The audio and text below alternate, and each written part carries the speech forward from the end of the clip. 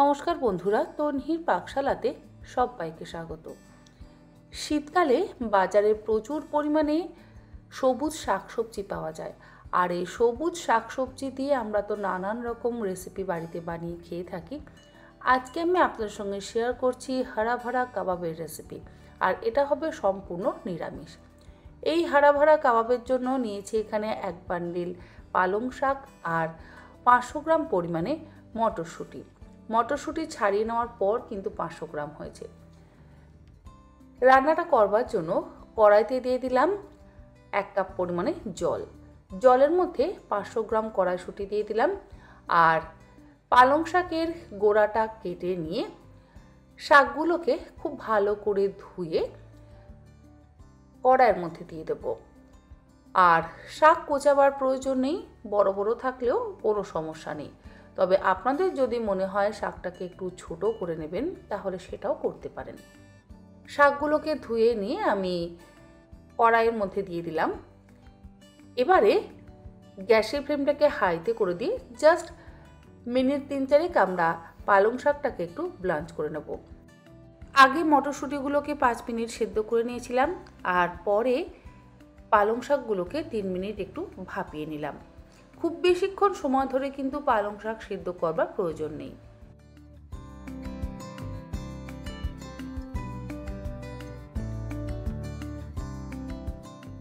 পালং শাকটা 3 মিনিট আর মটরশুঁটিটা 8 মিনিট ব্লাঞ্চ করে নেওয়ার পর জলটাকে মোটামুটি আমি শুকিয়ে নিয়েছিলাম, আর এক্সট্রা যেটুকু জল রয়েছে সেই জলটা আলাদা করে নিয়ে ভাপিয়ে নেওয়া পালং শাক আর মটরশুঁটিগুলোকে গ্রাইন্ডিং জারের মধ্যে দিয়ে দিচ্ছি।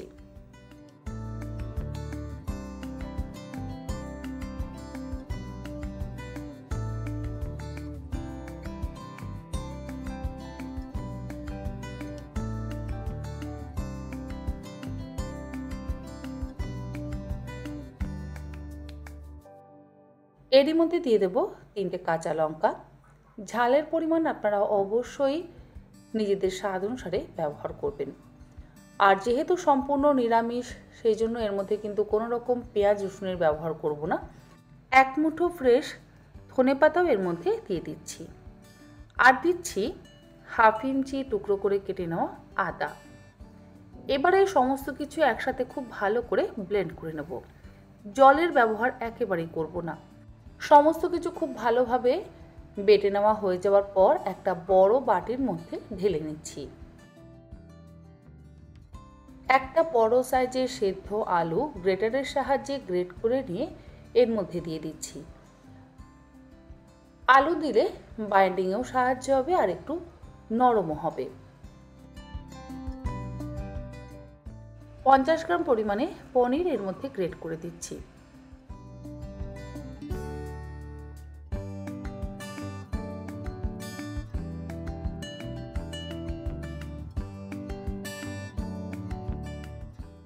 আর দেব স্বাদ অনুসারে লবণ।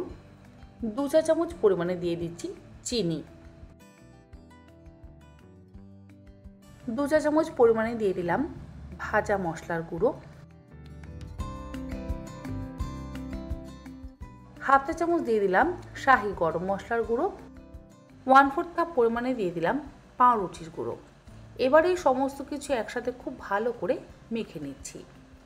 লেবুর রস আমি আর আজকে ব্যবহার করলাম না, আপনারা চাইলে অর্ধেকটা পাতিলেবুর রসও কিন্তু এর মধ্যে ব্যবহার করতেই পারেন।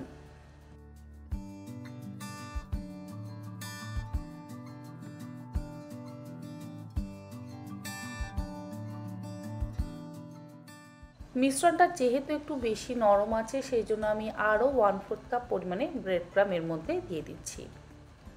মোট 1/2 কাপ পরিমাণে ব্রেড ক্রাম দিয়ে দিলাম। আপনারা অবশ্যই ব্রেড ক্রামটা একটু বুঝে ব্যবহার করবেন। আরও 1/4 কাপ পরিমাণের ব্রেড ক্রাম দিয়ে এবারে খুব ভালো করে মিশিয়ে নিচ্ছি। বাইন্ডিংটা যেন খুব বেশি নরমও না হয়, আবার খুব বেশি শক্তও না হয়।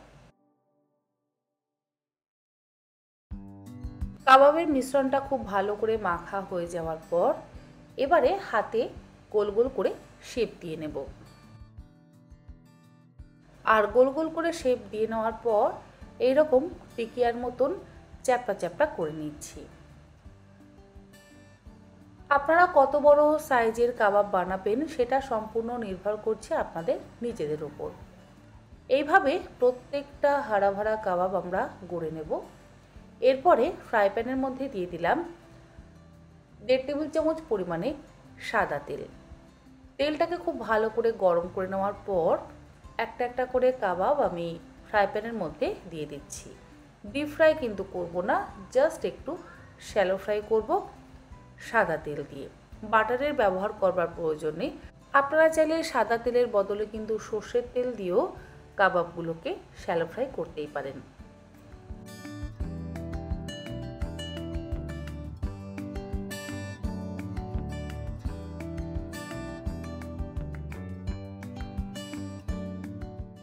কাবাবগুলো ফ্রাই প্যানের মধ্যে দিয়ে দেওয়ার পর এবারে অর্ধেক করে ভেঙে নেওয়া কাজুর একটা করে টুকরো আমি কাবাবের মাঝখানে দিয়ে দিচ্ছি। এতে দেখতেও সুন্দর লাগবে এবং খেতে তো অবশ্যই ভালো লাগবে। তবে আপনাদের যদি কাজু দিতে অপছন্দ থাকে তাহলে আপনারা কাজুটাকে অ্যাভয়েডও করতে পারেন। একটা সাইড সেঁকা হয়ে যাওয়ার পর অন্য দিকটা উল্টে দিচ্ছি। একটু সাবধানে উল্টাবেন যাতে কাবাবগুলো ভেঙে না যায়।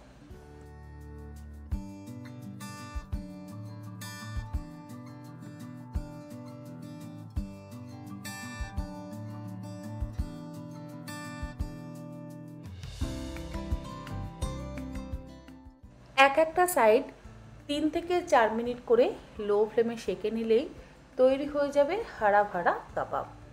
খেতে অসম্ভব ভালো হয়। যে কোনো নিরামিষ দিনে আপনারা এইরকমভাবে সম্পূর্ণ নিরামিষ হাড়া ভাড়া কাবাব কিন্তু অবশ্যই বানিয়ে নিতে পারেন।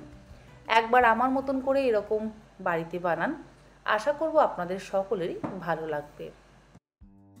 আমাদের হাড়া ভাড়া কাবাব একদম তৈরি। এবার আমি কাবাবগুলোকে প্লেটিং করছি। আশা করি আমার আজকের এই হাড়া ভাড়া কাবাবের রেসিপি আপনাদের ভালো লাগলে আপনারা অবশ্যই বাড়িতে বানিয়ে আমাকে জানাতে কিন্তু একেবারে ভুলবেন না। আর এই কাবাবগুলো আমি সার্ভ করব টমেটো কেচাপের সাথে। চাইলে আপনারা গ্রিন চাটনিও ব্যবহার করতে পারেন।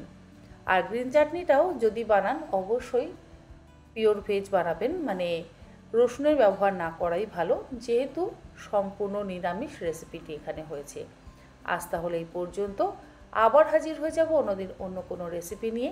ভালো থাকবেন, সুস্থ থাকবেন। ধন্যবাদ।